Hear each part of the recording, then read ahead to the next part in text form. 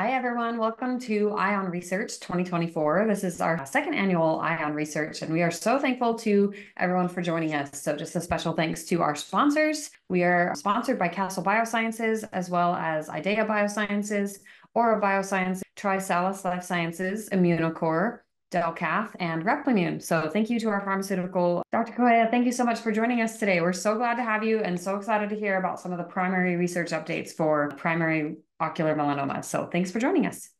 Well, thank you so much for this opportunity. It's really great to interact with this group, so many patients, family members, and loved ones that are really interested and involved, not only in the care of patients, but also in the advancements of this area. So that brings me great joy to be part of. So I'm going to go ahead and I just prepared a couple slides just to kind of people can follow what I'm talking about and not be a little bit lost in all of this information. I am an investigator for Castle, IDEA, and Aura Biosciences. What I'm here to do today is to talk about general ocular melanoma updates and touch a little bit about potential new developments in neoadjuvant treatments. And finally, update everybody on the radiation retinopathy trial that's called the Protocol AL, which is sponsored by what we call the DRCR-NET, which is the Diabetic Retinopathy Network. And they started out looking at diabetes, and now they have verged into a lot of blood vessel diseases of the retina, and now including radiation retinopathy. So before I get started, I just want to share some wonderful news is that finally our paper, I'm sharing the kind of the validation of the 15 gene expression profile and PRAME as an integrated prognostic test for uveal melanoma was just published day before yesterday. So you can see here, we're all very excited. This is the first paper by the CUG2 group.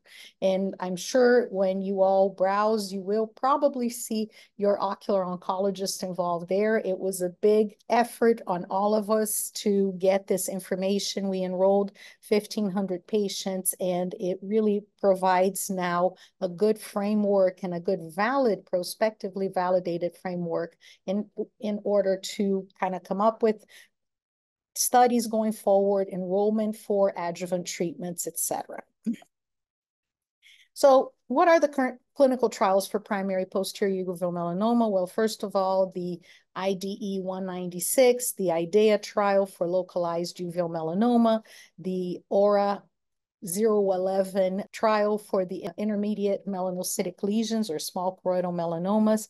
There's a talk about a neoadjuvant tebentafusp for uveal melanoma that is not yet recruiting. And then there's a new player, which is the sitravatinib. It's the Citra, which can be a potential future target. Right now, they're using that as a target for other cancers like lung cancer. They didn't have such a good result. But this medication, probably associated with another medication, may be a good potential future target. I'm sure they will look at it first for metastatic disease, and I know that we'll have Dr. Carvajal and his team talking about it a little bit later, but definitely something to be on the lookout. And then finally, I'm going to talk a little bit about that Protocol AL, which is the intravitreal faricimab or the fluocinolone intravitreal versus observation to prevent vision loss after radiation treatment. So I know the IDEA team is going to be talking about their product and what their findings are so far, but I just want to kind of bring to all of you the potential impact of this medication and this treatment if it proves to be successful as it's promising to. Number one is that possibly will improve globe salvage tremendously, and as a result, limit vision loss of patients associated with radiation treatment. And that will have a huge impact in quality of life, and especially for survivors going forward.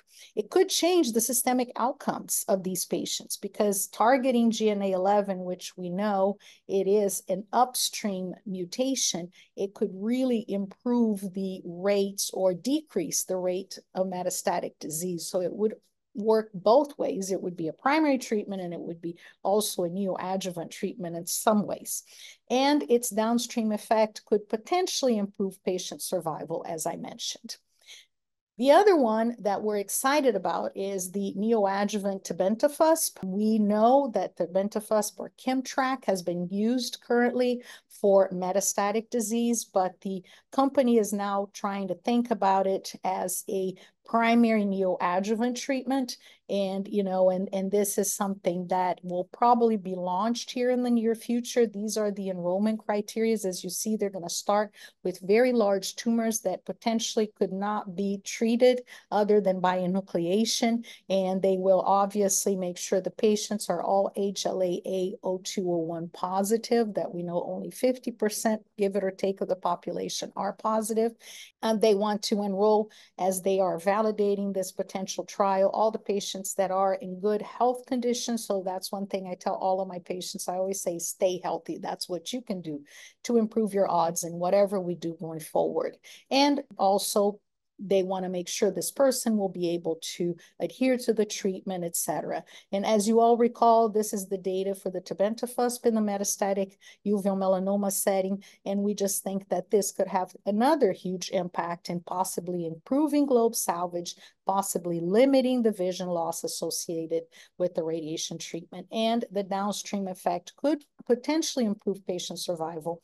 And then the question is, will there be selection bias by only using tumor size instead of genomic profile? And this has been something that, this company has been very honed into other things that are not the genomic profile. Now that we've had the GEP plus PRAME validated, it would be kind of interesting to see how it plays out as far as the validation and its usage going forward. Then the Aura Biosciences trial. This is something that I know Dr. Hopkins will be talking about here pretty soon. I think the exciting thing is that this is a phase 3 randomized trial. And, we will be seeing how these patients then behave compared to no treatment. I believe that the new suprachoroidal injection will definitely optimize the drug delivery, and I'm excited to see these results. And this is the phase 3 study schema. The only thing is that it's a very intense treatment. It really needs a buy-in from the patient and understanding that you may not be randomized to get the treatment. So you may be randomized to get observation, but obviously you will be taken out of the group of observation if the tumor keeps on growing, and then you will get the radiation or whatever else treatment your physician deems appropriate. Just letting you know that, the inclusion criteria is more based on growth. And this is something that in the past, I have to confess that I was personally a little bit against just having that as a criteria. But the company is giving us now some freedom to do biopsy the patients before enrolling them.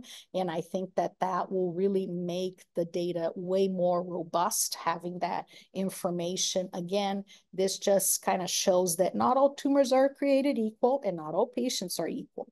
So we have to account for that. And I think that that will be really a game changer for those folks that have very small tumors in a location that radiation can be potentially damaging. So stay tuned, because this is going to be very exciting.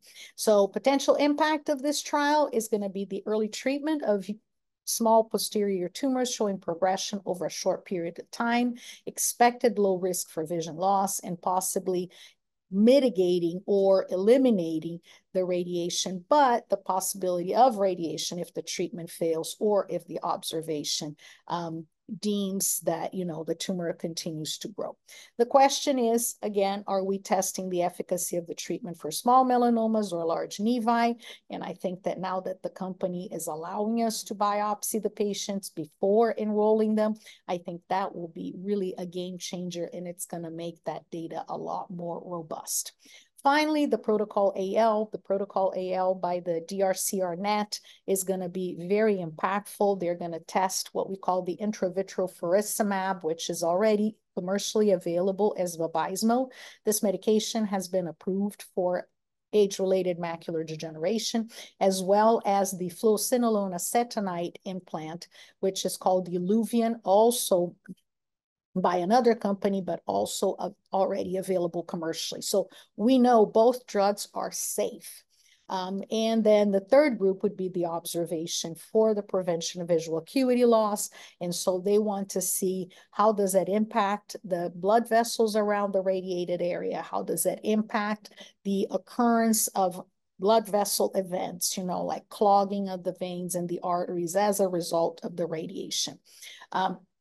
It's going to be a very interesting trial because right now we don't have any FDA approved medication for radiation retinopathy, and many of us do use Avastin, sometimes Eylea, but we have to jump through a lot of hoops to be able to approve it for the patient, especially if it's a younger patient that doesn't have any other diseases or comorbidities. So having that data will really push the FDA to approve certain medications directly for radiation retinopathy, and we're very excited about that.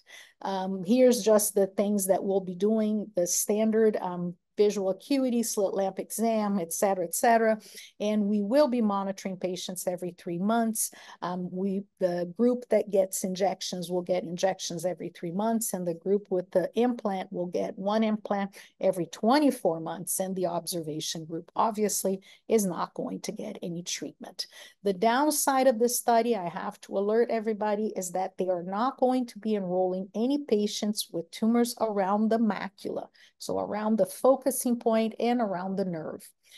Still, it's going to be useful information. It's not going to be as impactful as we would like, but I think the idea behind the protocol would be some very striking, measurable outcomes, and that is the only way to avoid the bias of the tumor location. So that's the whole catch here. So the impact of this protocol will be providing insight into the benefit of preventative medication to avoid or minimize radiation retinopathy, and because of that, improving patient visual outcomes and hopefully quality of life, especially for those surviving the cancer, determine the success of the treatment for radiation retinopathy, and determine the frequency of treatment. That right now, we treat kind of by year, not really by year, but by experience and by feeling for how the patient is coming along. But we definitely need a protocol, something that can be followed and something that, as I said, can be used to get insurance approval. So I believe that that's basically my message. Over a century, we had no unchanged outcomes of patients with uveal melanoma, and we had limited sight-saving therapies. And now we're seeing a new era, and it's just so exciting. And I think these webinars are very, very helpful so everybody can stay tuned and understand what's coming down the pipeline, especially for the clinical studies. These clinical trials will likely change how we manage patients, and also will change how patients do after treatment in the long term. And this is the first step to improve survival of patients and improve quality of life and their visual outcome. Thank you so much. We are so thrilled to have you here today, Dr. Cole. Thanks for being here. Well, thank you very much, and I appreciate the opportunity to present what we're doing at IDEA Biosciences for uveal melanoma. So this is our safe harbor statement, just to let you know that everything that I'm about to discuss is investigational, and our molecule is not yet FDA approved for marketing. So I briefly just wanted to show everyone our pipeline, and the focus of my talk today will be this top part here, darovasertib. This is what we are developing for uveal melanoma, but we do have a robust pipeline of other molecules that we are developing for other malignancies. Very quickly, darovasertib. How does darovasertib work? As we know, most uveal melanoma is driven by mutations in these two genes over here, GNAQ and or GNA11. And these genes, with their mutations, propagate the signal through PKC, through RAF and through MEK, which produces our tumor, which produces our malignancy. Darovasertib stops that signaling or inhibits PKC right here, preventing that signaling from moving forward and also preventing growth of the tumor. So our first study in terms of primary uveal melanoma, we're looking at darovasertib in the neoadjuvant setting, darovasertib in the adjuvant setting, and a new protocol amendment for this trial is looking at the combination of darovasertib plus crizotinib in the adjuvant setting. So here's a schema of our trial. And I would say that the overall goal of our trial, we have a few of them, but we're divided up into sort of two cohorts, if you would. There's the enucleation cohort. The goal of that cohort to see if darovasertib can save the eye. The brachytherapy cohort, the idea being darovasertib, can it reduce the amount of brachytherapy that's given to the eye? And in the adjuvant setting, sort of afterwards, as we say, to save lives. So our primary endpoints in this phase 1/2 trial or phase 2 trial, eye preservation, decrease in radiation dose, and then secondary endpoints, useful vision, meaning improving visual acuity or not loss of visual acuity. And I would also say relapse-free survival. So in our darovasertib company-sponsored trial, very, very preliminary results here I'm able to present to you. As everyone knows, there are a couple different ways in which we can measure decrease in size and tumor, whether it be apical height, basal diameter, and or the volume. Happy to say in our initial look at our data, when we look at 8 patients who've received greater than or equal to 4 months of treatment with single agent darovasertib, as we see over here, the majority of these patients, we have a median reduction when we look at this by volume of about 72%. And if we look at the light blue, these are our enucleation patients. If we look at the darker blue here, this is our plaque eligible patient. These patients have had major reduction in the size of their tumors. And we take a pause here for a second. The idea behind that is a patient who potentially was scheduled for enucleation now doesn't need enucleation. A patient who is scheduled for plaque brachytherapy now be getting a smaller amount of that plaque brachytherapy. And we'll have some examples of that moving forward. So if we take a look at a couple of case studies, a 50-year-old patient, uveal melanoma, receiving 4 months of darovasertib treatment. They have a dome-shaped tumor. If we look over here at the baseline, their baseline measurements, about 5 millimeters in apical height, almost 15 millimeters in the basal diameter, and their volume is shown below. When we took our measurements, pretty dramatic decrease in the size of their tumor, whether it be apical height, basal diameter, and or the volume, north of 40% decrease or upwards of greater than 80% decrease total. When we look at another patient who is scheduled for enucleation, the first patient was scheduled for plaque brachytherapy. Further on, we'll see some more slides about why we're excited about this. But here's a patient who is scheduled for enucleation. We see their initial baseline measurements over here, 8 millimeters, 13 millimeters, and almost 740 cubic millimeters of volume. After 4 months of treatment, we see pretty dramatic decrease in this tumor size, whether it be almost 3 millimeters in apical height, 8 millimeters in basal diameter, 90 cubic millimeters, showing percent change from baseline, almost 70% for the height, 40% for the basal diameter, and almost 90% for the volume. When we look at some data that has recently been presented at ASCO, and this is data from Anthony Joshua, this is an investigator-initiated trial or an IST, we see the same treatment, darovasertib, in the neoadjuvant setting. This is a spider plot over here. And again, Dr. Joshua is looking at volume 2 over time. We see with these 15 patients, all the patients, except for maybe one initially from when he took the sample size, when he took the data, all these patients are showing a decrease in the volume of their tumor sizes. When we look at tumor volume in terms of eyes preserved of 12 patients, 75% of those patients had their eyes preserved. Again, light blue being eye saved, dark blue, the one patient that was enucleated. And we see the median reduction again in terms of tumor volume is about 47%. How does this translate for our plaque brachytherapy patients? Again, more of Dr. Joshua's data that was just recently presented at ASCO. Take a look over here. We have a patient. This over here represents our tumor. Critical structures here, optic nerve and fovea. We see this as our baseline measurement, and we see how close the tumor is to these critical structures. Again, after treatment with darovasertib, we see a very large increase in the distance of the tumor to those critical structures, whether it be the fovea and or the optic nerve. So we can see how much here the tumor is actually shrunk, greater distance. Why is this important? When we look at the potential radiation field for plaque brachytherapy treatment, baseline, we see how close that radiation field is coming to those critical structures, whereas after treatment, we see that radiation field is much smaller. Over here, we have some more specific numbers of that. So if we thought about this patient initially, the dose of the optic nerve and or the dose of the fovea, when we look at the amount of radiation therapy that was about to occur, 78 grays, 157 grays. Post-baseline, this is now decreased to 13 grays. That's an 83% change. To the fovea, 59 grays, which is now a 62% change. Now, when we look at the probability of visual loss from 1 year and or 3 year through the Aziz criteria, we see that at baseline, there was almost a 70% chance of visual loss and or a 95% chance of visual loss at 3 years from the initial settings here.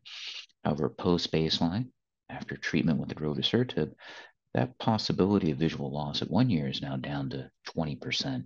3-year potential loss is down to 43%. And this is where I will end this part of my presentation, because the next part is for what we are doing in metastatic melanoma. We have an update from Dr. Hopkins from Aura Biosciences regarding their COMPASS trial. Dr. Hopkins, thanks so much for joining us.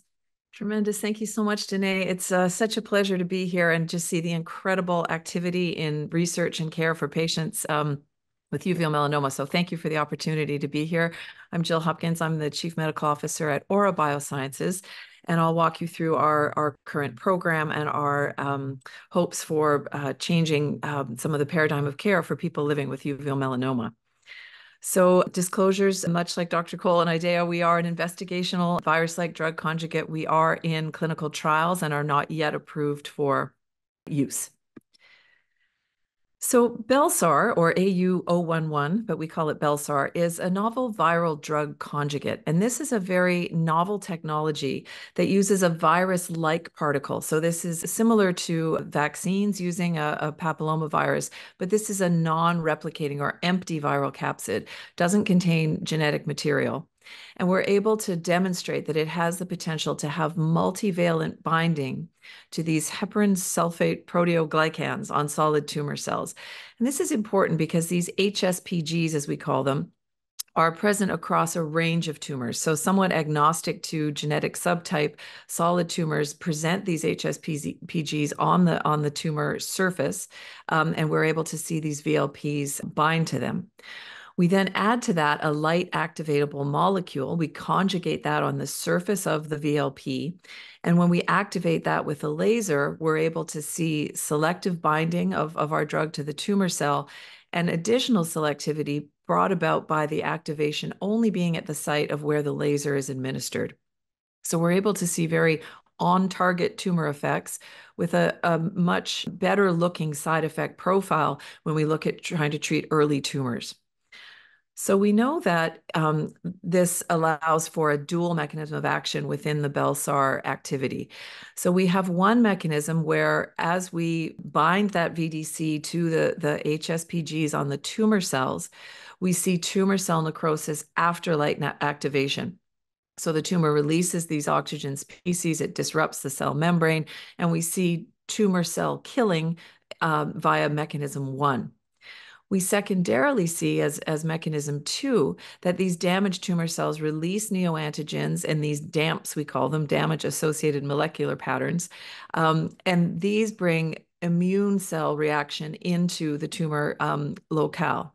So here we're able to see necrosis or cell killing at the time of the activation, and then the secondary mechanism whereby immune cells come in. And here we're very excited by the possibility that long-term adaptive immunity can help with ongoing tumor control.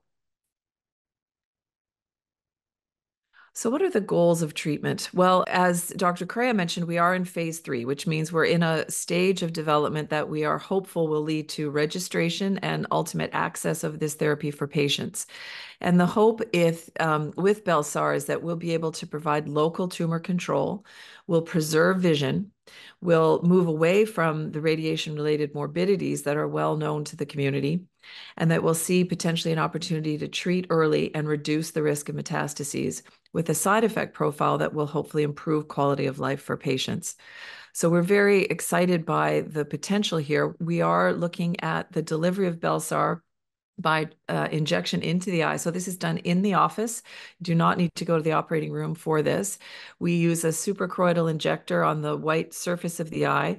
We deliver the Belsar in that location, and we do 2 injections on either side of the tumor. The blue drug, as you see there on the slide, kind of distributes back around the back of the eye, surrounds the tumor, and distributes within it. And we then do 2 laser treatments. They take about 5 minutes once the drug has had time to distribute in the tumor. Again, all done in office. As Dr. Crea mentioned, it's a lot of upfront activity. You do have 3 cycles of treatment at the start of the trial, and you're then followed for an additional 15 months. But in office, and as we say, the potential for a side effect profile that allows for preservation of vision. This slide talks about how we're currently managing uveal melanoma. And I think whenever I look at this, and what this webinar absolutely highlights is the activity in research and advancement across the entire spectrum of care for uveal melanoma, which I think is the most exciting thing about this slide. I think where we are seeing the potential for Belsar is in this local or early stage of disease, when we have either these indeterminate lesions or the small melanomas, where many people are in that watch and wait. So many people listening or with family members impacted by this, you may have been told at some time that you have this pigmented lesion in your eye.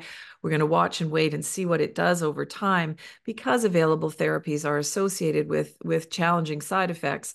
It's always a trade-off of sorts to say, do I treat now and know that I'm putting someone on a radiation-related series of complications, or do I observe and make sure I'm seeing growth, or determining that this is in fact going to be a lesion that will require treatment?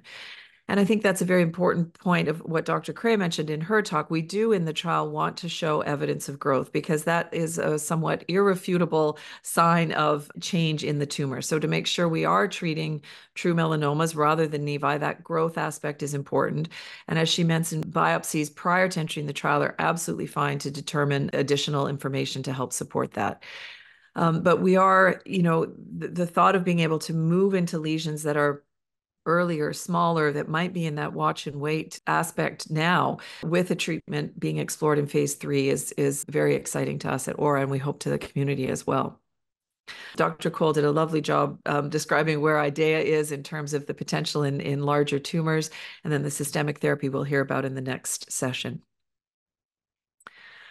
I think as I mentioned, the high morbidity associated with the current standard of care, which is radiotherapy and has been the case for decades, and it's successful in stopping growth of the tumor.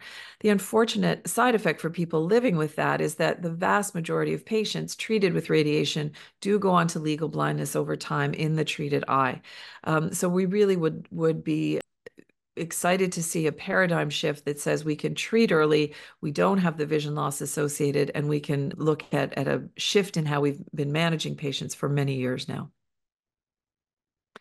Tell you a little bit about our phase 2 trial. So the phase 2 trial is completed, and the data from this allowed us to move to our phase 3 registrational program.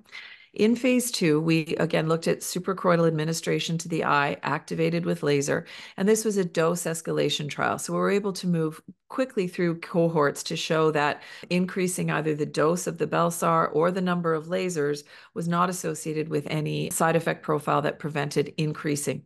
And we were able to increase up to our therapeutic regimen, which is what we're exploring in phase 3, which is 3 cycles of treatment, 2 injections, 2 lasers. And our endpoints were looking at evidence of tumor progression. So did the tumors grow over time? Was there any loss of visual acuity, measured as 15 letters or 3 lines on the eye chart from baseline?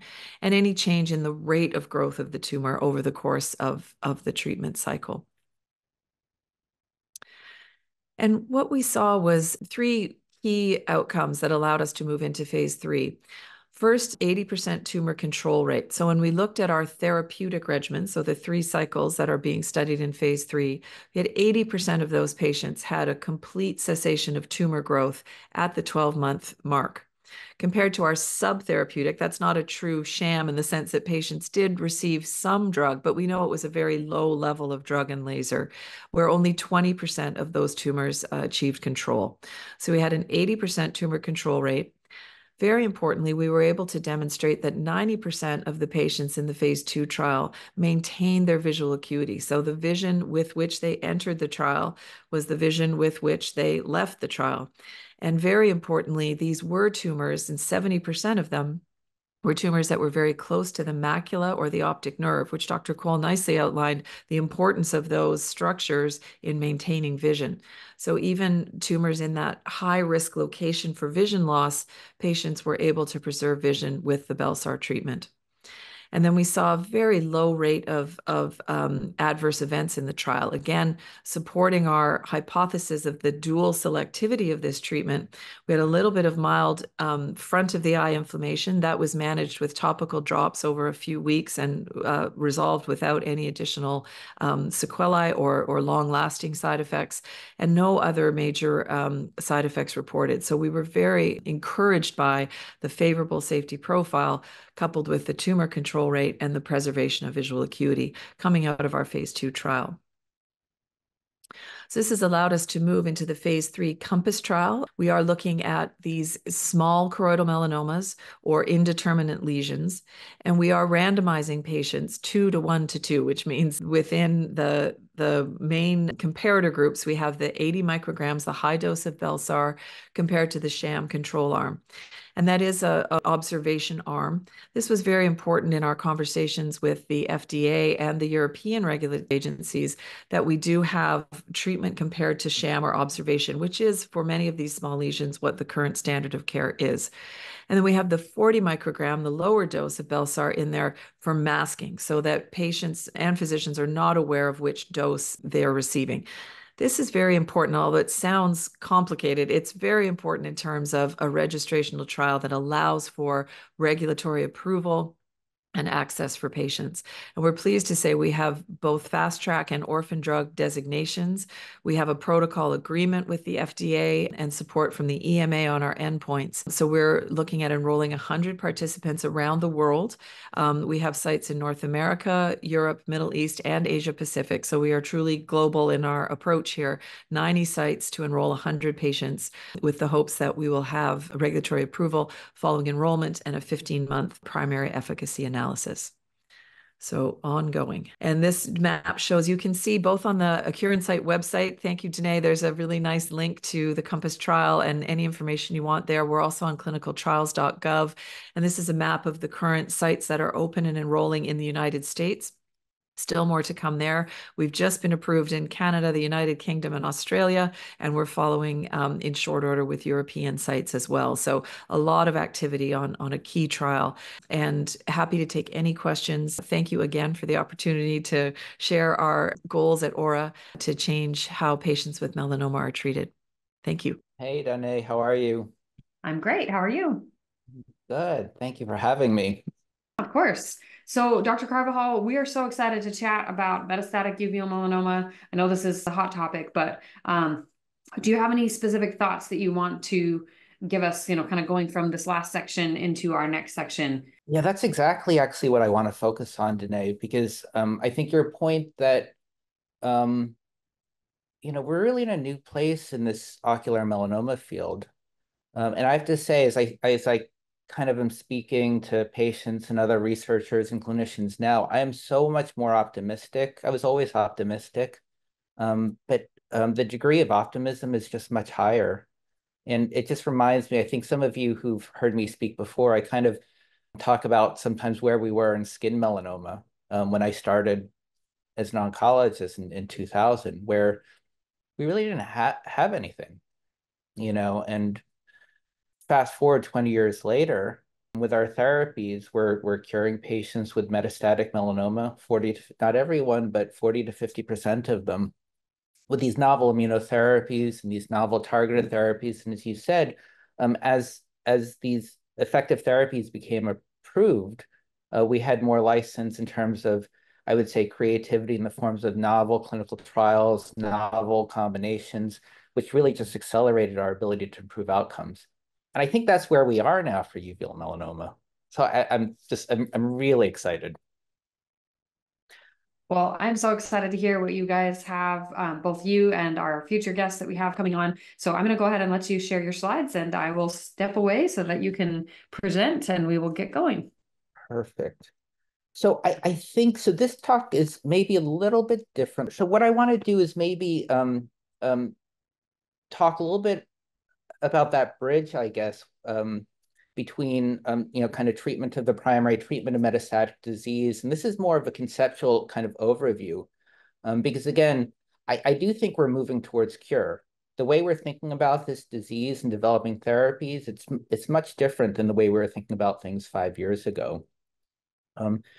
And so this will be a little bit of a different talk than I usually do.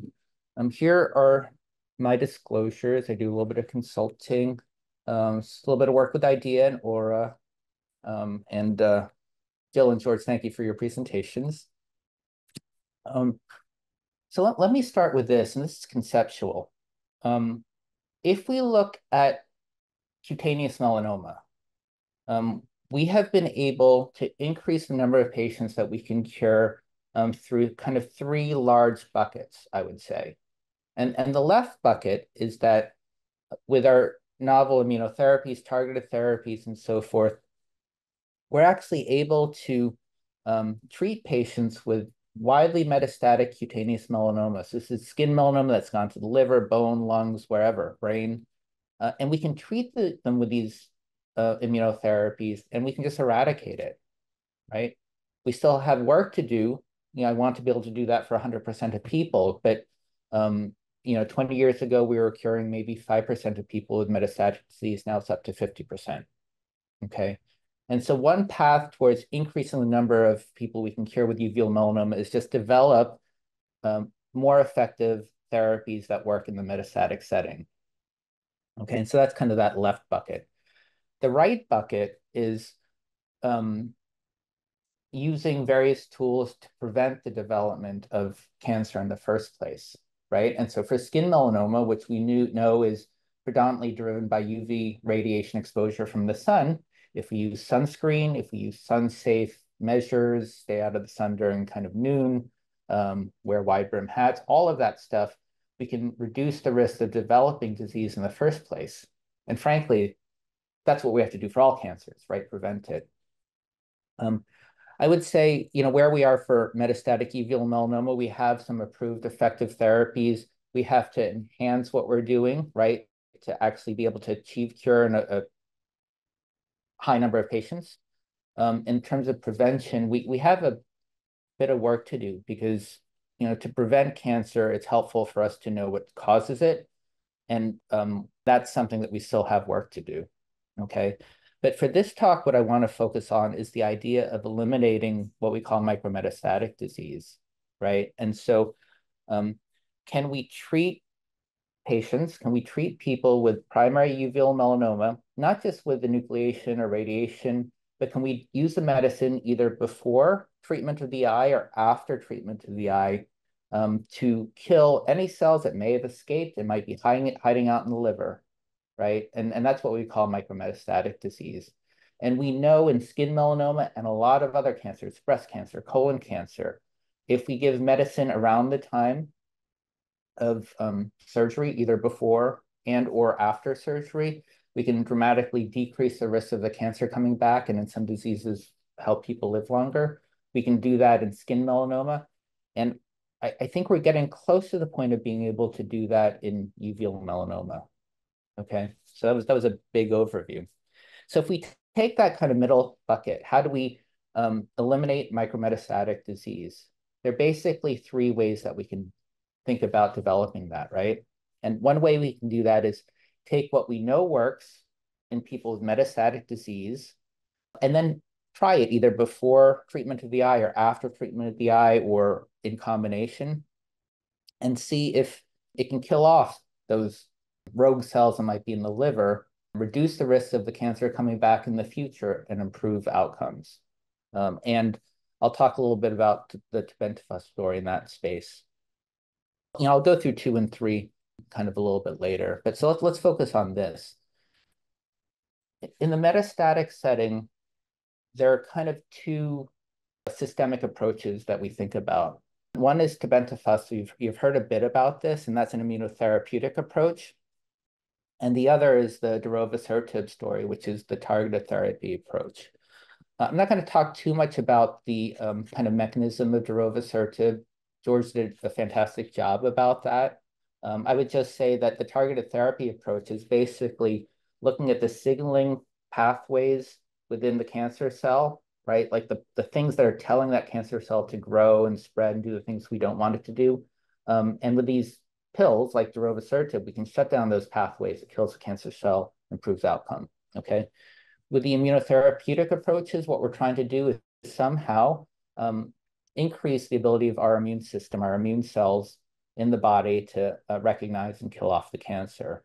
And I don't think we have an immunocore speaker, so I'll talk just briefly about the mechanism about this. It's kind of interesting. Tebentafusp is, in this picture, it's this blue thing here. And here we have the melanoma cell up top and an immune cell there here. And this blue thing, this TEBI thing, it's what we call this bispecific molecule, where one half of it binds to this protein, GP100, that's present on virtually all uveal melanoma cells in high concentration. And if it's expressed in a certain way, in the context of what we call HLA-A0201, TEBI can bind to that really tightly. So binds to the cancer cell really tightly. And then on the other end, it has this thing that just attracts immune cells that are in that environment. And basically all it does then is TEBI brings the immune cells just in close proximity to the cancer cell, and then the cancer cell dies, right? So that's pretty cool. And it's really cool that this was the first drug that was ever approved for the treatment of uveal melanoma. And this is just in January of 2022, right? Like, why am I so optimistic? There was nothing that was ever proven to meaningfully improve outcomes in this disease before that, which is mind-blowing to me, right? that was the case. But finally, we have, our first approved systemic agent that really meaningfully improves outcomes in our patients with advanced disease if they are HLA-A0201 positive. Okay. Now I want to kind of shift to how are we applying this in like that preventative type setting. And one of the things that we noticed when we treated patients with metastatic disease is that the likelihood of significantly shrinking the cancer wasn't that high. And so up top here, this kind of bar thing, this is what we call a waterfall plot. Every patient is a bar, and if the tumor shrinks, the bar goes down. If the tumor grows, it goes up. And you can see that we have major shrinkage in orange in a small fraction of patients. And we have more modest shrinkage, so a little bit of shrinkage or maybe even a little bit of growth in the majority of the patients. And then we have major growth in kind of a small subset.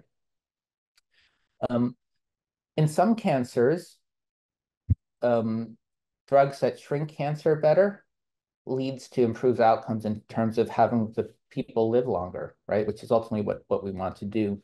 But for TEBI, we didn't see that relationship really. So whether or not you shrunk tumor, the outcomes were kind of equally good. And so even if you had minor shrinkage or maybe even just a little bit of growth, there was still that sort of benefit in helping people live longer.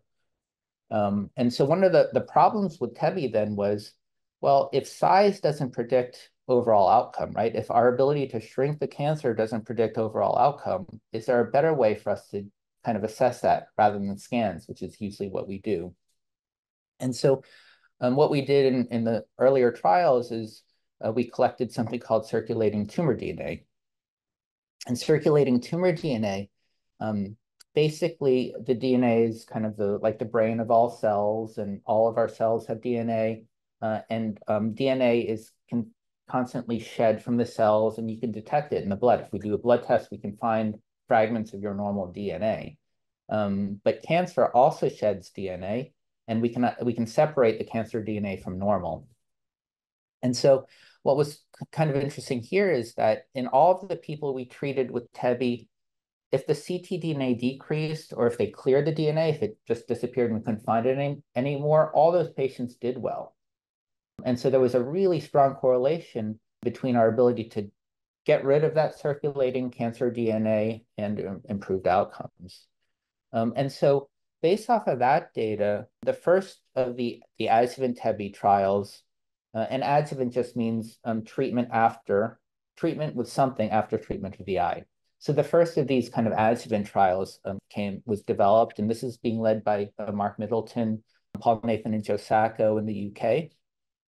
And what they're doing here is they're identifying individuals with uveal melanoma that's high risk by cytogenetics or gene expression, usually it's cytogenetics and large size, who are treated, who are HLA-A0201 positive, because this drug only works if you are O201 positive. And then they check for ctDNA over time. If they detect ctDNA, then those folks get 6 months of tebentafusp. And then they can see, if we do that, can we actually clear or reduce the amount of ctDNA under the hypothesis that if we decrease the ctDNA, overall outcomes will be better, likelihood of the cancer coming back will be lower. So this is kind of one kind of ongoing trial. It's ctDNA based. It's a big trial, but it's still going to be a little bit hypothesis generating. But what we wanted to do was really design a trial that would more definitively answer the question, if we do TEBI after treatment of the primary, can we improve outcomes? And so this is probably 7 or 8 years in the making, and it's finally going to open up this fall. But we are beginning this trial called the ADAM trial. It's an adjuvant TEBI trial where we're going to take individuals with high-risk uveal melanoma, A0201 positive, without evidence of metastatic disease, and they're going to be randomized to either 6 months of TEBI or observation, and then we're going to follow. There's no placebo here. You know if you're getting the drug or if you're on observation.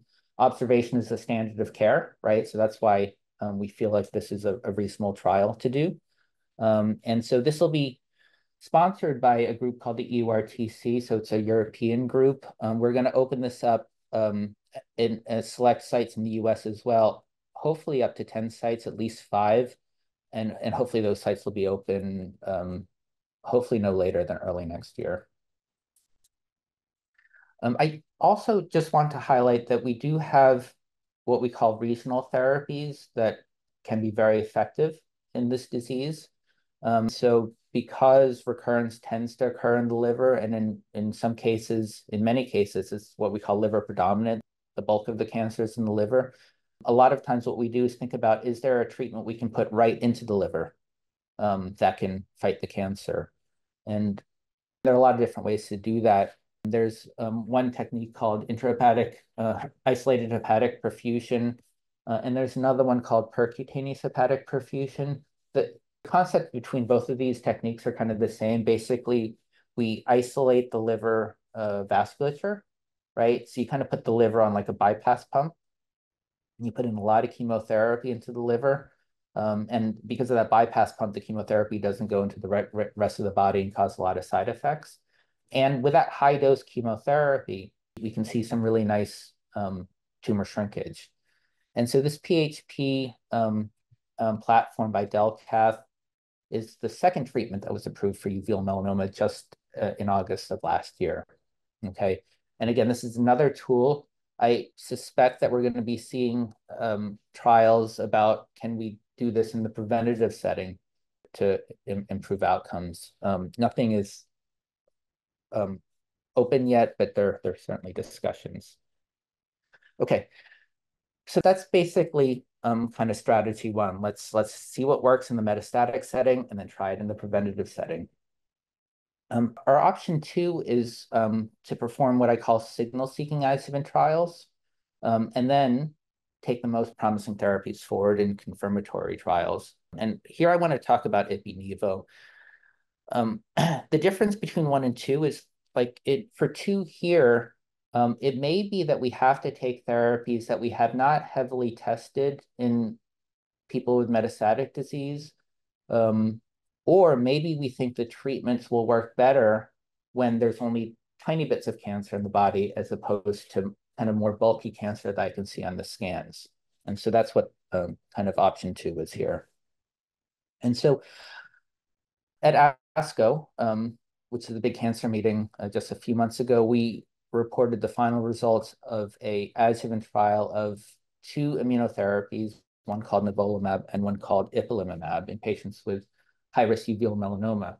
And so this was the study design. Basically, we took people who had a high risk of the uveal melanoma coming back, and all of the patients there got these 2 immunotherapies, Ipi-Nivo, immunotherapies that are commonly used for cutaneous melanoma. This is the regimen that gets us the 45 to 50% cure rate in skin melanoma.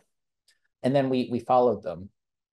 This was not a randomized trial, so we used what we call a real-world data set to create a synthetic control arm. So we didn't randomize patients, but we used patients who were treated previously and tried to see did the patients on this trial do better. I would say that the historical outcomes for Ipi-Nivo in this disease has been assessed in a couple of small prospective trials, and we've looked at this in a couple of retrospective trials. And the likelihood of major tumor shrinkage isn't that great, maybe 15, 20% at best. The likelihood of preventing tumor growth, it's not that great, right? It only seemed to control cancer for a few months. But we hypothesized here that if we gave this treatment earlier, that maybe the outcomes would be better. And in fact, this is what we saw. If we looked at the patients treated with Ipi-Nivo at 3 years, 70% of the patients were doing well, no evidence of cancer.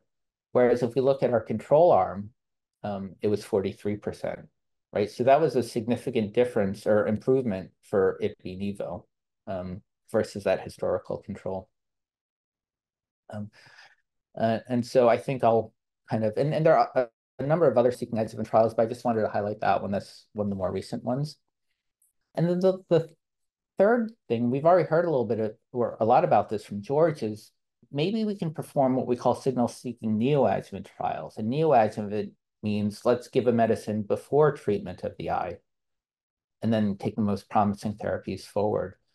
The benefit of giving a medicine before treatment of the eye is that we can see, does it work in shrinking that eye tumor, right? Because maybe if the treatment actually helps to shrink the eye tumor, maybe those are the patients who are going to benefit the most. And maybe those are the patients who should be getting more of that treatment after the eye is treated.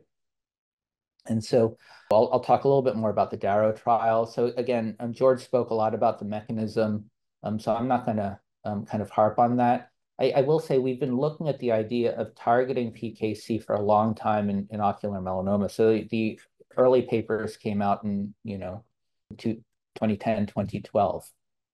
And so this has been definitely of high interest. We've done trials looking at PKC inhibition by itself. Again, these were published in 2020 and 2023, but we were doing these trials a long time ago. And the likelihood of major shrinkage for PKC inhibition alone, so that one pill by itself, it was also pretty modest, like 3% with this first generation PKC inhibitor, 13% with Darrow, which was called LXS196 before. And there were some toxicity challenges. So, I was a little bit, I would have liked to see more. But as George said, IDEA's done a really great job looking to see, can we combine Darrow with other therapies, and will that lead to better outcomes, right? And so I want you to look at these plots, these waterfall plots, right? Again, the lines going down means the tumor shrank. So here, maybe a third of the lines go down. Here, maybe like a little bit more than half of the lines go down. But this is the waterfall plot when Darrow is combined with another pill called crizotinib. So we use this combination therapy where, look at this, almost every single patient has tumor shrinkage, right? And then this data set, 30% of patients have major shrinkage. That's really durable, right? And I will say that this sort of waterfall plot, I've been studying this disease for a long time. We've never seen this before. So this is really, really striking. And so what was also really cool is that in some of the early trials, some of the patients who were treated still had the eye melanoma with the primary lesion in place that was not treated. And so George showed some examples here.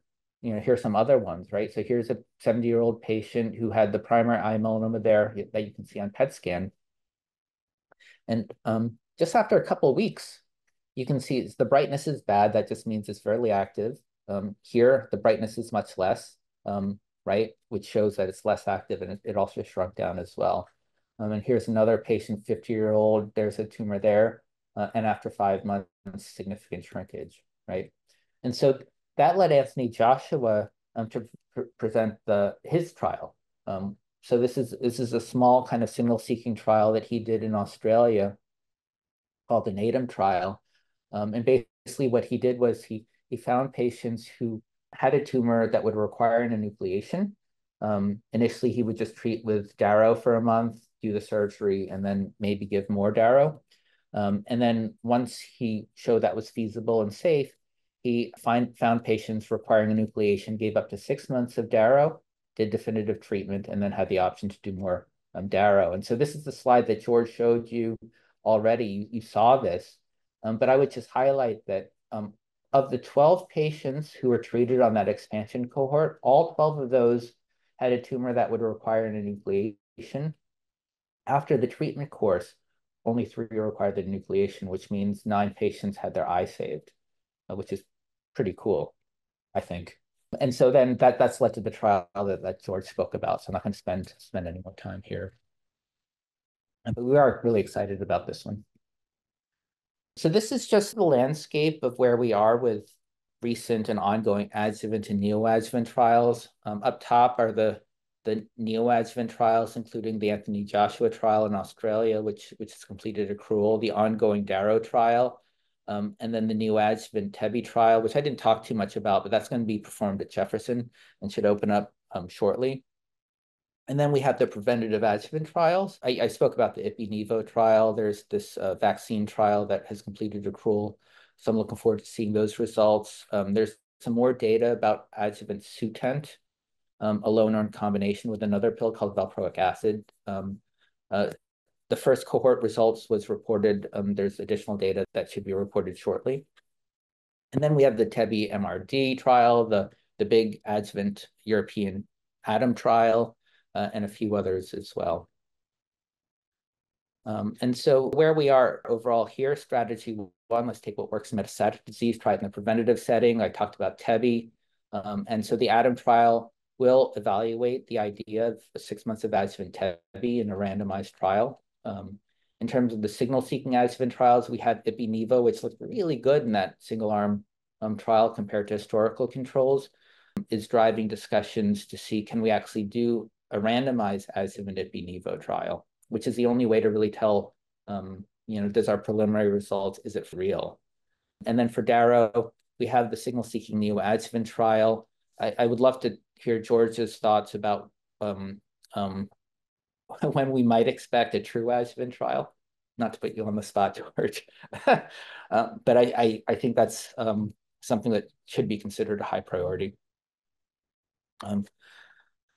And lastly, I wanted to talk just really briefly about the importance of real-world data. I showed you that Ipi-Nivo trial and how we use historical data sets, right, to get a sense of, are the results good or bad?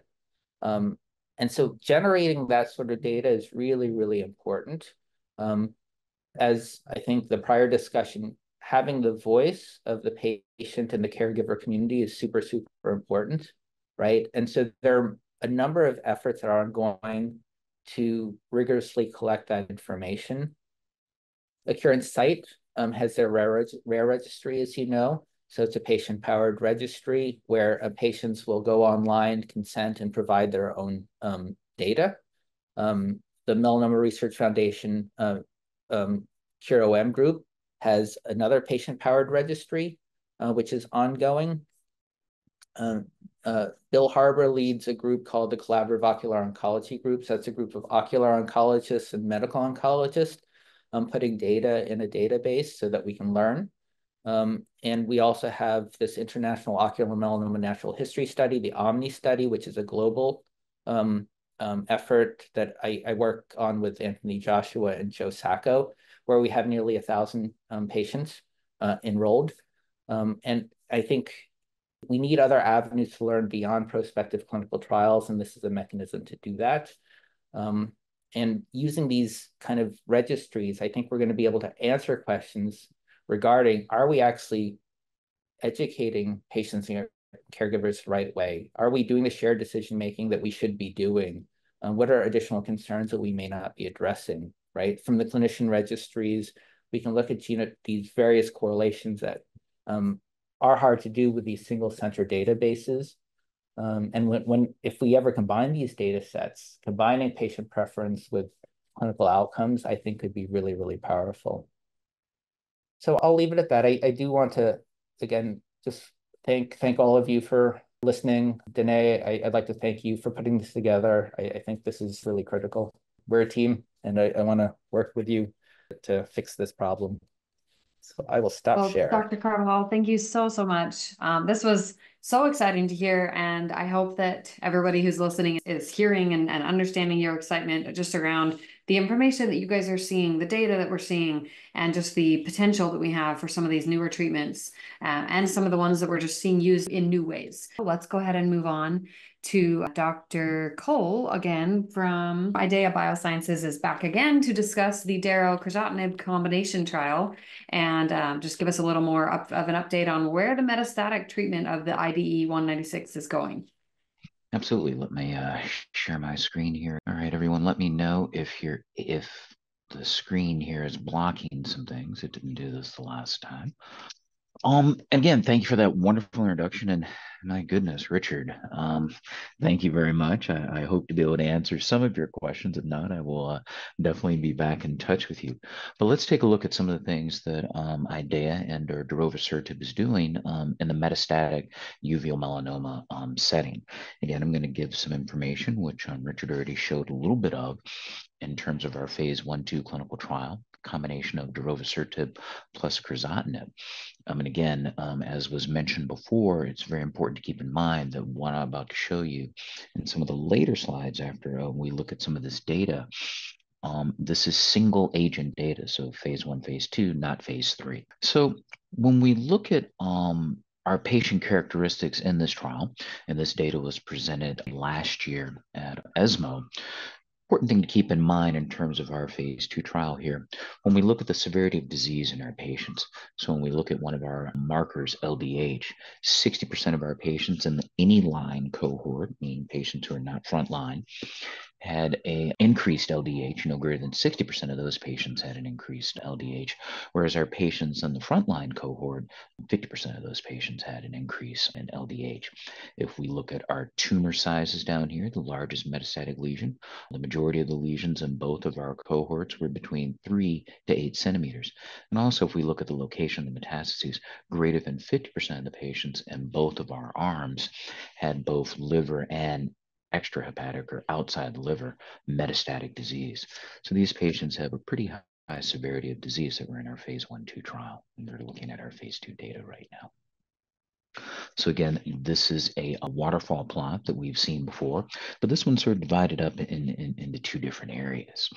And again, we want to see bars down, not bars up. And so by looking at these two things, we have a lot of bars down, and that's a good thing. The plus signs talk about confirmed response. In a single arm trial, we confirmed response with 2 CAT scans.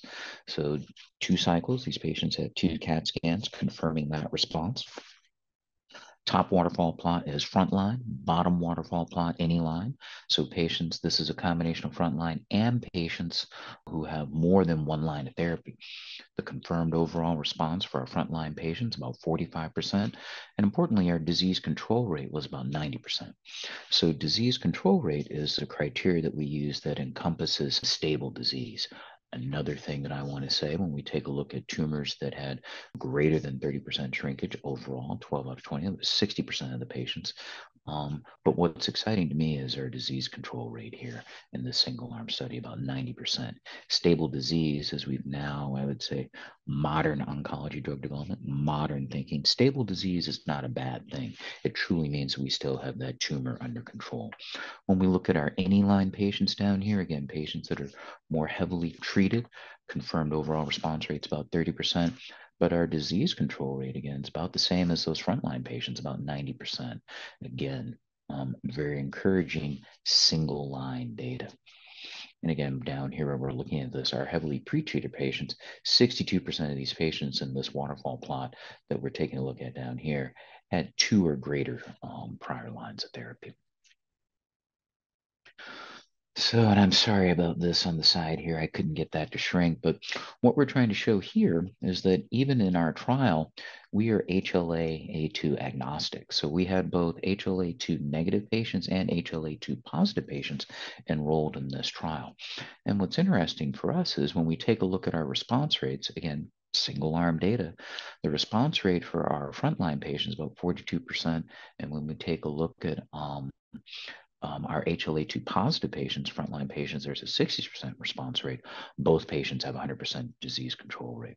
When we look at any line patients, HLA-2 negative, we have 29% or almost about a 30% response rate with about a 94% control rate.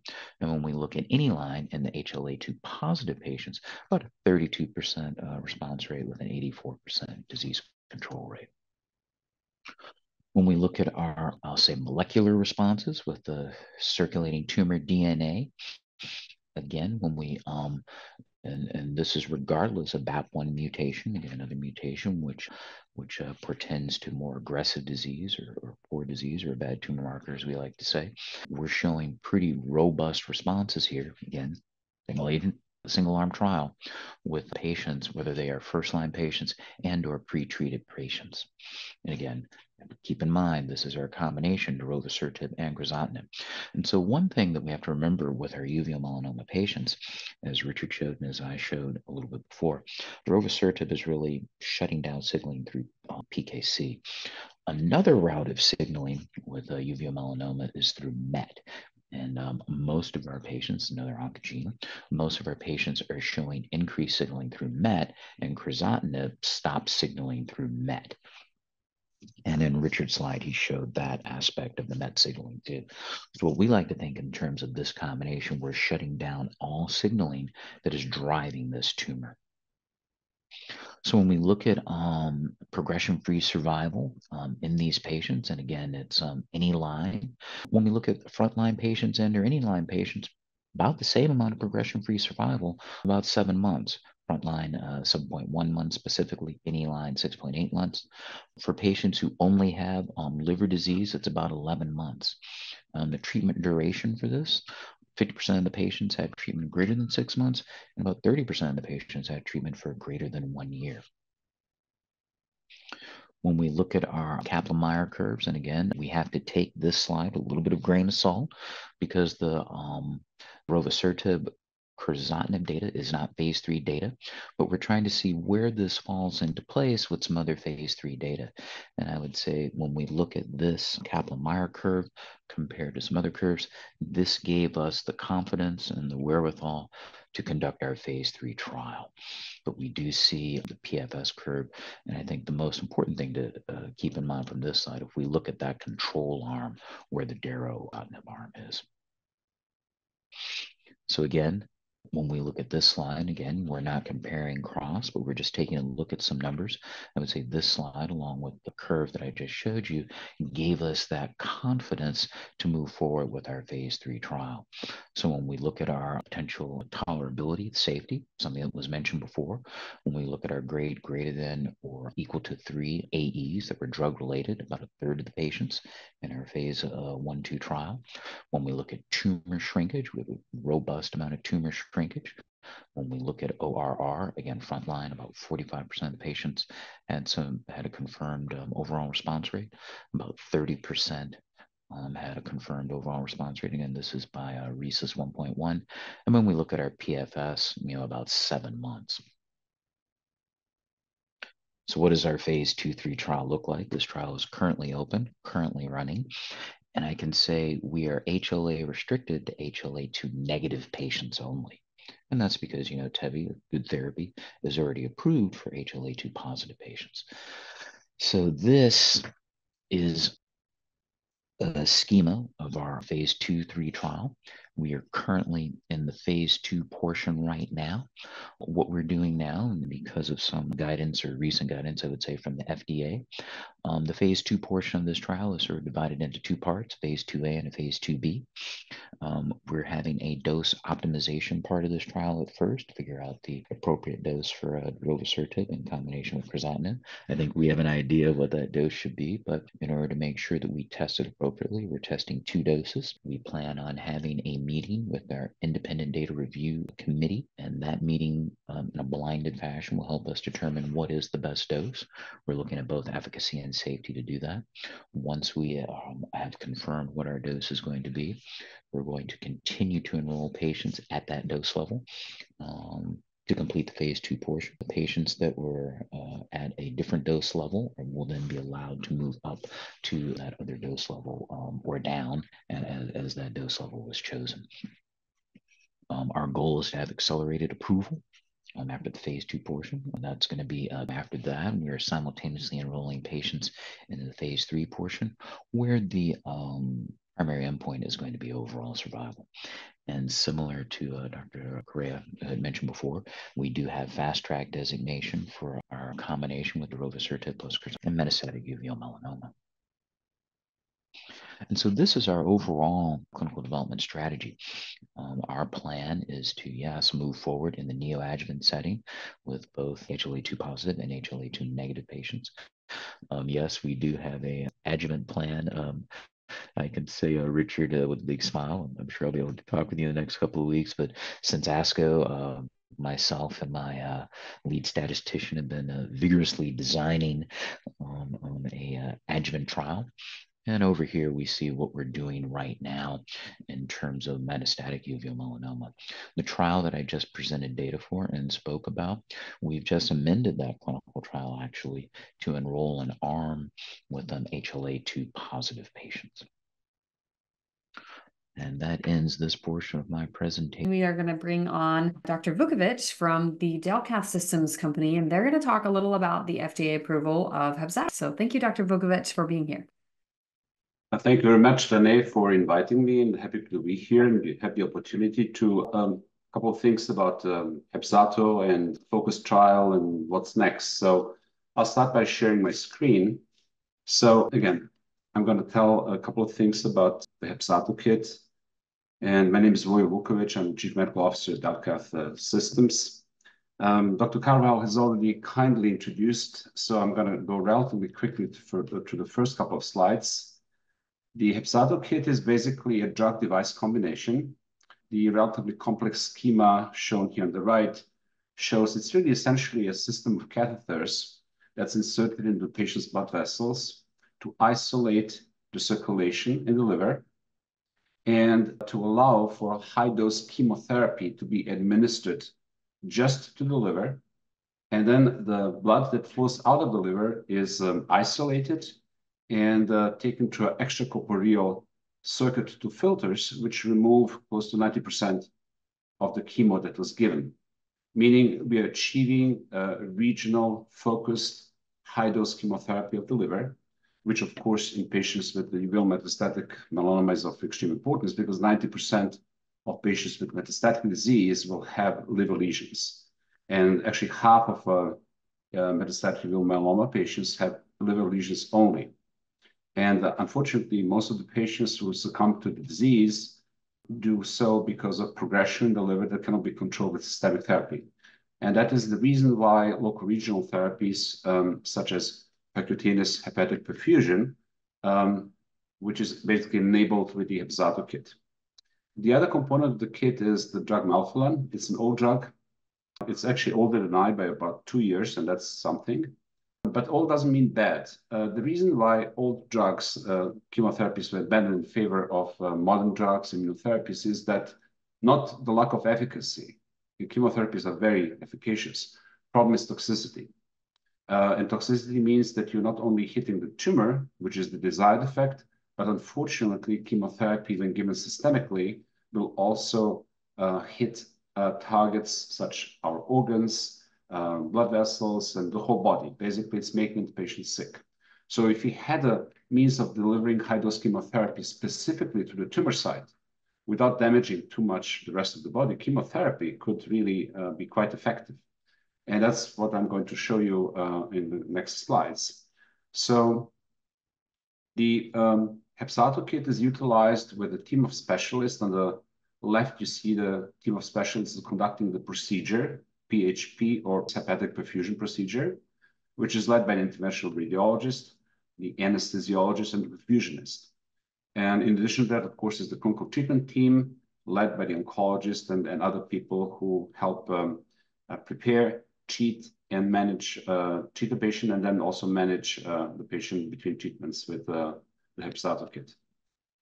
The 3 steps of the procedure are the isolation, followed by a local administration of the high-dose chemo, and then finally filtration to remove the vast majority of the administered chemo so that the systemic circulation receives only 10–15% of the administered dose. The product was approved by the FDA in August 23, as mentioned earlier by Dr. Carvajal. And the rationale, the basis for the approval was the pivotal FOCUS trial, which was published, and you see the reference for the publication below. And the history of the trial, it was designed originally as a phase 3 randomized multi-center prospective trial, where patients would be randomized to receive treatment with the melphalan HDS or HEPZATO kit, or the best available care investigator choice, which included another regional therapy called TACE, pembrolizumab, belimumab, or dacarbazine.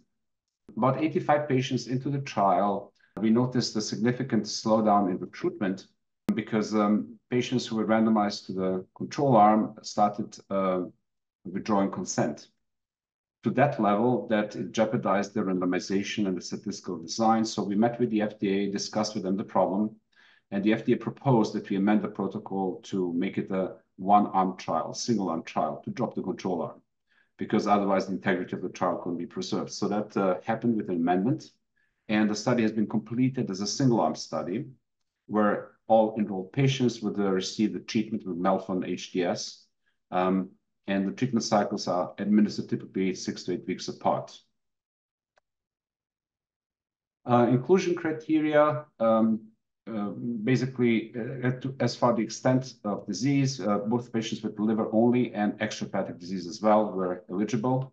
Insofar when 50% or less of the liver will be occupied by the tumor, tumors have to be measurable, and patients have to be in a good performance status.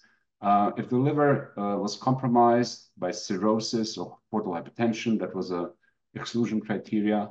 And because the procedure is conducted under general anesthesia, the patients have to be fit enough to be able to undergo general anesthesia procedure. And the patients who were on immunosuppressive drugs or had infections were not eligible because melphalan would suppress the bone marrow and make patients more likely to experience infections. So the primary endpoint of the study was a response rate, confirmed, independently reviewed response rate. And a historical control requested by the FDA was a meta-analysis of contemporary trials where immunotherapy, ipilimumab, and nivolumab, or the combination thereof, was used to treat patients with metastatic disease. Based on the meta-analysis results, the response rate in this historical control was 5% approximately, and the response rate in the FOCUS trial was 36%, which was highly statistically significant. Equally important is not just the large number of patients who responded to the treatment, but it's actually the duration of response. The median duration was 14 months, which is, depending on which trial you look at, between 3 and 5 times longer than what you typically see, except for long-term survivors on immunotherapy. Here's the complete data set. What is probably very interesting for this group, all of these are patients, both treatment naive and pre-treated patients. We saw 7 responders, patients who had complete response. And I'll show you in a graph in a moment that, and actually, why don't I go there right away? On the waterfall plot, you see that the majority of the patients respond with the tumor shrinkage. But when you look to the far right, you see that total patients had complete disappearance of the target lesions. 7 of which were classified as CRs. That means there was no tumor left in the body. And 5 were not classified as CRs, meaning there was still extrahepatic disease left over. That really says a lot about the efficacy of the treatment in the liver. But what's really also very important is on the previous slide, I'll just go back there for a moment, is the disease control rate. So close to 74% of patients achieved disease control, which is, as Dr. Cole mentioned previously, is really important. The controlling the disease, having the potential prolonged life is really what you're trying to accomplish in this setting, in the setting of metastatic disease. So that's the efficacy data. In addition to that, I'm showing here also progression-free survival, which is 9 months, which is, I think, very, very good. I don't know of any published data that shows longer PFS in metastatic uveal melanoma. The overall survival is also very encouraging, more than 20 months. Obviously, the limitations are that this is not a randomized trial, so we cannot make definitive statements, but it's encouraging to see both progression-free survival and overall survival trending in the right direction. Here's the safety summary, and I'll show you a more detailed slide as well.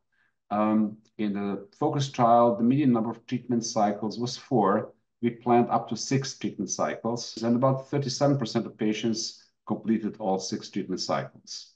We didn't record any deaths related to study treatments, which is very important because the previous method used to deliver high-dose chemotherapy to the liver, called IHP, or isolated hepatic perfusion, had a mortality rate of around 5% historically. Obviously, PHP is a less invasive, repeatable procedure, and it's better tolerated. Approximately 41% of patients had serious adverse events, which is very typical for pivotal studies in advanced metastatic disease. Typically, patients report around 40 to 50% SAEs. So this is in line with other phase 2 trials. The predominant toxicities experienced by patients with transient non-cumulative hematological toxicities. Melphalan is a drug that will suppress the bone marrow, and although we are able to filter out more than 80%, close to 90% of the administered melphalan, there's still some residual melphalan, which is causing this transient non-cumulative hematological toxicity. However, hematological toxicity is something that doctors are very experienced with managing, and it responds well to standard supportive care therapy. 18% of patients had AEs that led to treatment discontinuation. But this is, again, a very strict definition. So all the patients who discontinued due to AEs were planned to receive 6 treatment cycles. So that's why the rate is a little bit higher than what you would normally expect.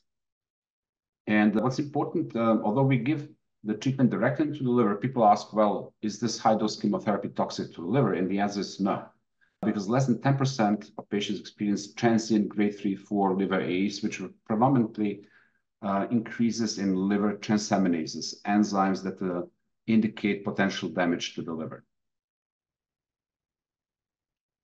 In terms of specific treatment emergent serious adverse events, and these are events related and unrelated to the treatment.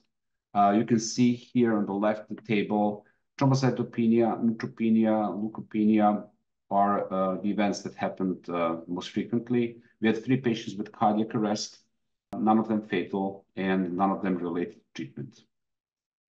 Some of the side effects happened during the treatment, for example, hypoxia, pulmonary edema, because you have to remember these are patients who are in general anesthesia, and hypoxia, pulmonary edema happens in a small percent of patients, and it's related to the anesthesia procedure.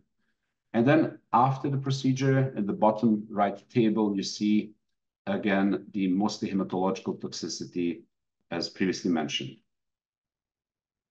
So that's the FOCUS trial.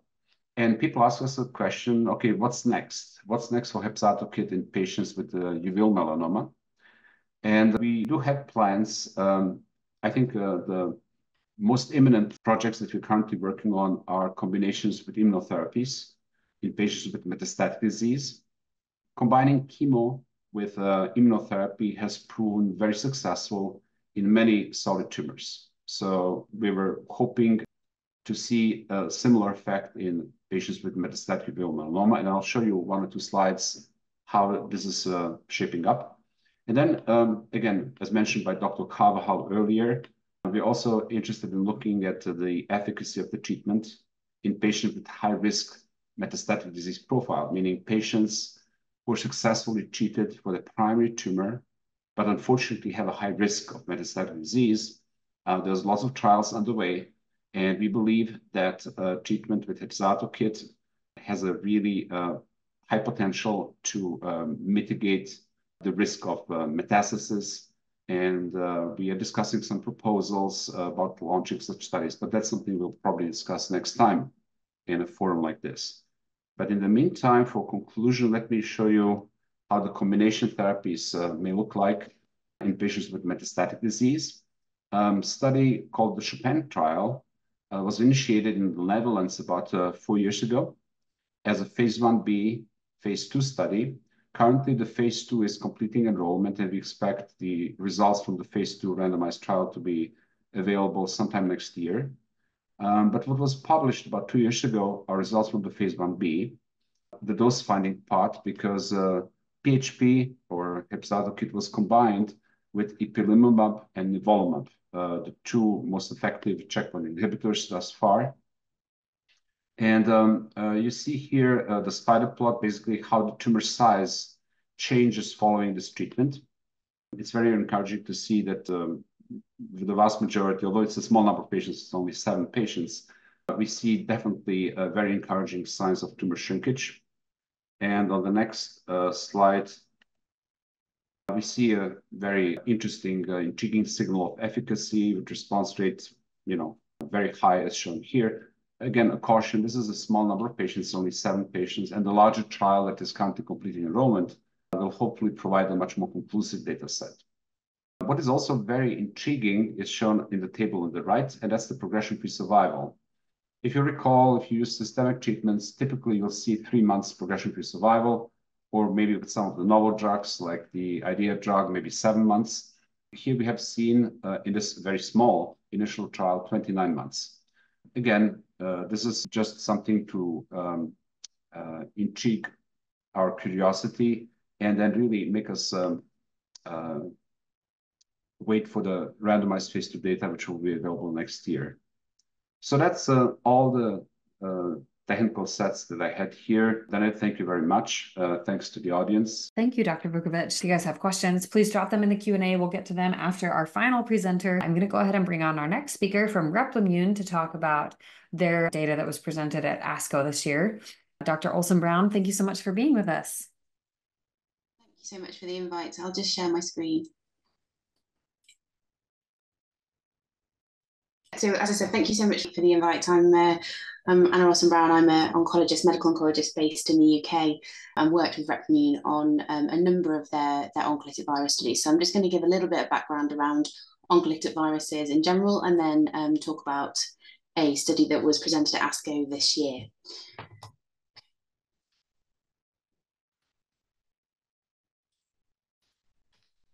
These are my disclosures. So obviously, throughout this entire really frankly amazing webinar, we've heard about all different types of therapeutic approaches to managing ocular and uveal melanoma.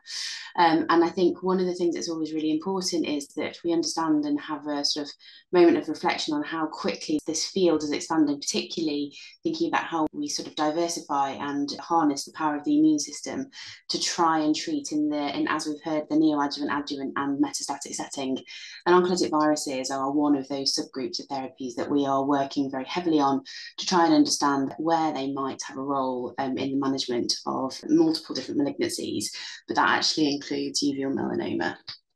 And when we think about how oncolytic viruses work, essentially they actually do a number of things. So the virus I'm going to talk about is something called the RP2 virus. But it's based on the principle that oncolytic viruses can infect malignant cells and cause direct cellular destruction, but also that leads to a series of other downstream events, which essentially leads to recruitment and efficacy of CD8 T cells, probably amongst other immune cells that we can also cause optimal recruitment via the introduction of an oncolytic virus.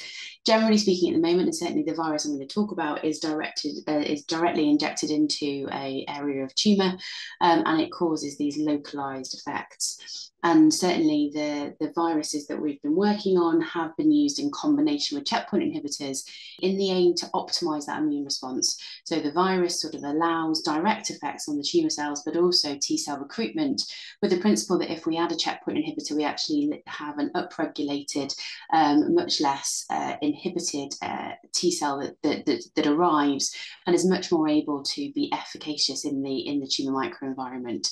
So there are multiple different downstream effects of the oncolytic virus, as well as the viral effect itself, which is quite amazing.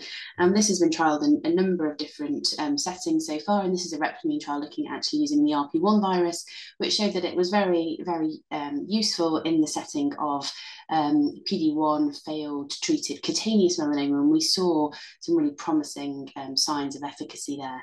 And so the question was, could we put that and introduce that into uveal melanoma? So as we've talked about throughout the day, the kind of the complexities of the uveal melanoma malignancy, particularly in the metastatic setting, we know that it's a very challenging malignancy to treat, and it doesn't respond in quite the same way as its cutaneous counterpart. But also there are different immunological issues with uveal melanoma in the metastatic setting. It's quite a cold tumour. It's quite difficult to get T cells and other immune cells into the microenvironment. And also understanding whether those T cells are efficacious once they get there is also a challenge. So trying to sort of address some of those issues has led to the development of a series of oncolytic viruses, but this one is called the RP2 virus. It's a genetically modified HSV1 virus that has got a number of different mechanisms by which it can optimize its immune modulation. And that includes for the RP2 virus, this sort of anti-CTLA4 antibody-like molecule, which allows some initial checkpoint antagonism as part of the viral cascade. So the hope is that this would be seen to show some efficacy in the metastatic setting. So thinking about patients with their metastatic disease. This is going on to form part of a bigger body of work that Replimune are undertaking with different oncolytic viruses, different versions of the same base, looking in various different settings. And there is a planning underway to do a bigger uveal melanoma study. But this is the sort of the data from the phase 1 trial, which was a solid tumour trial, but we were going to look specifically at the uveal melanoma cohort within that trial. And this was presented at ASCO this year by my colleague, Dr. Sacco.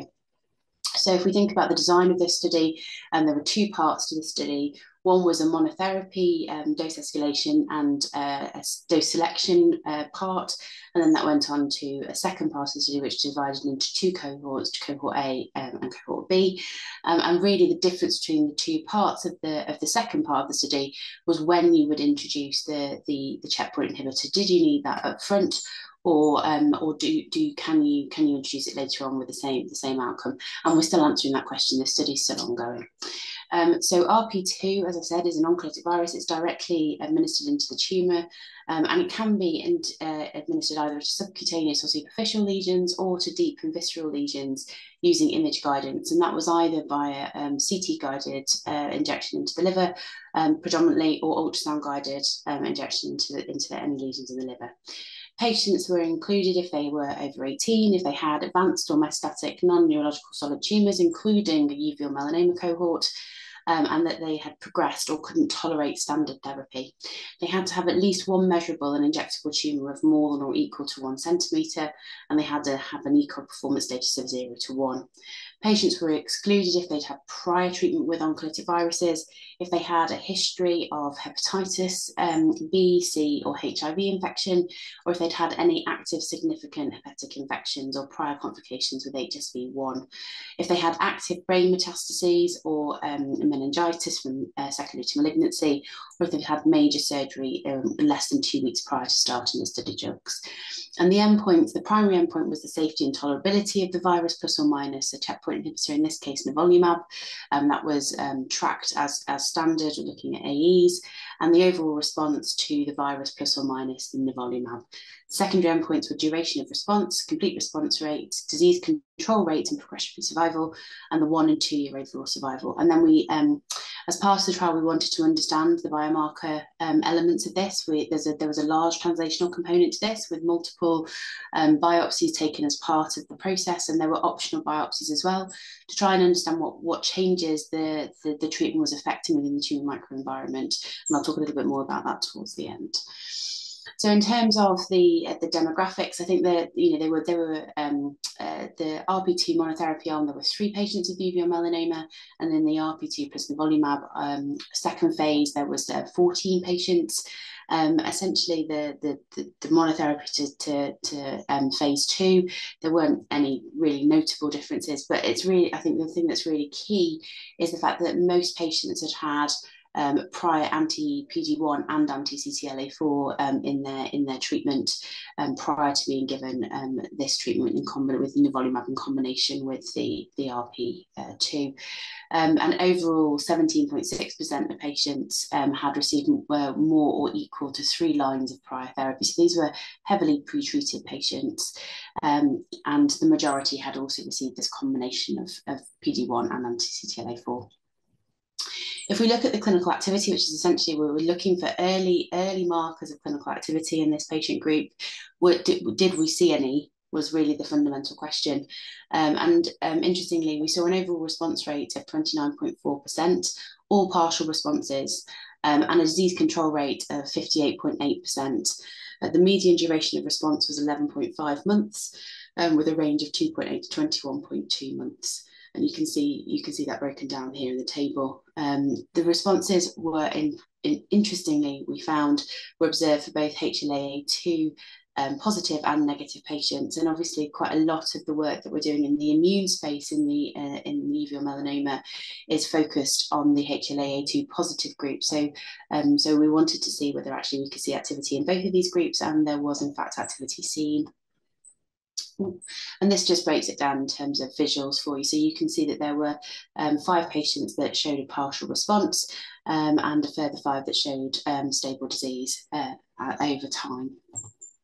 And actually what we're really looking for is whether we see responses in the injected and the uninjected lesions. And this is a really key question for us with oncolytic virus therapy.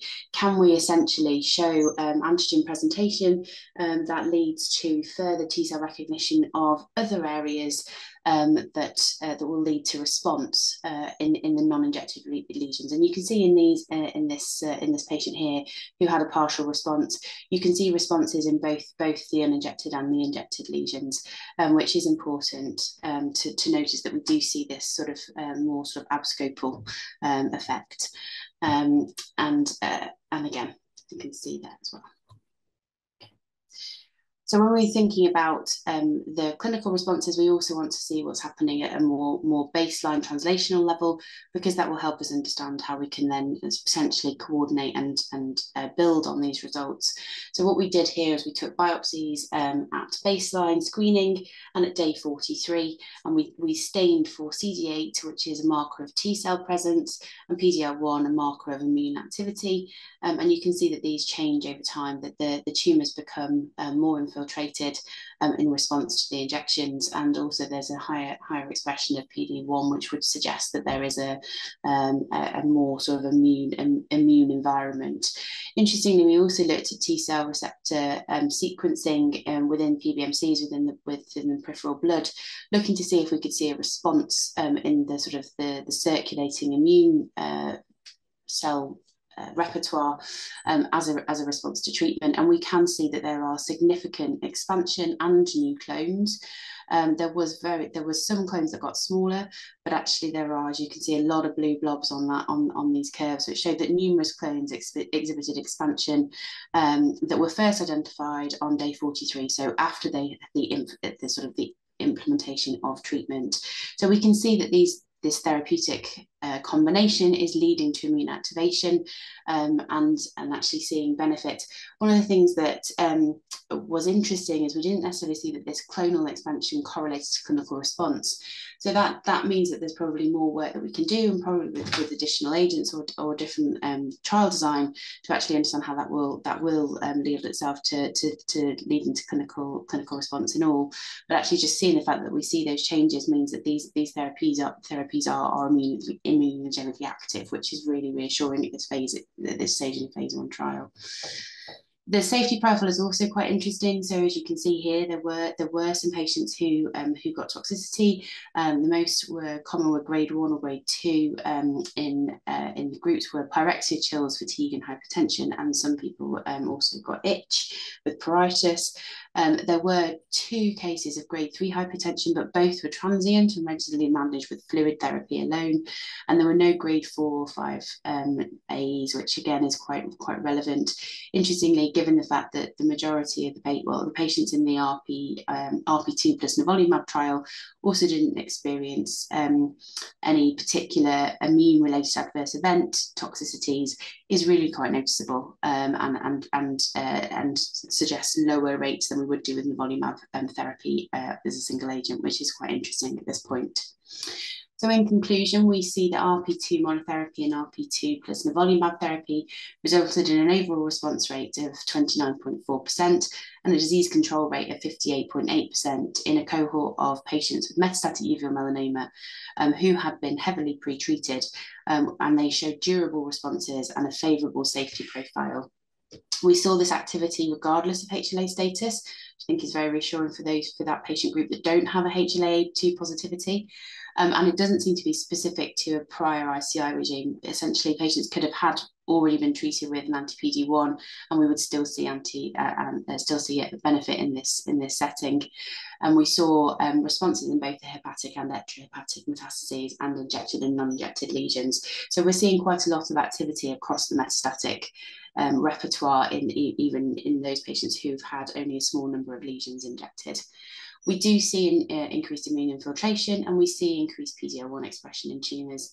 And we see also there's changes in the peripheral T cell repertoire, which is useful in understanding the fact that we see different T cells being expressed and expanded, but also we have a peripheral marker of potential immune activation, which is useful in patients generally, and might possibly have some clinical translatability further down the line.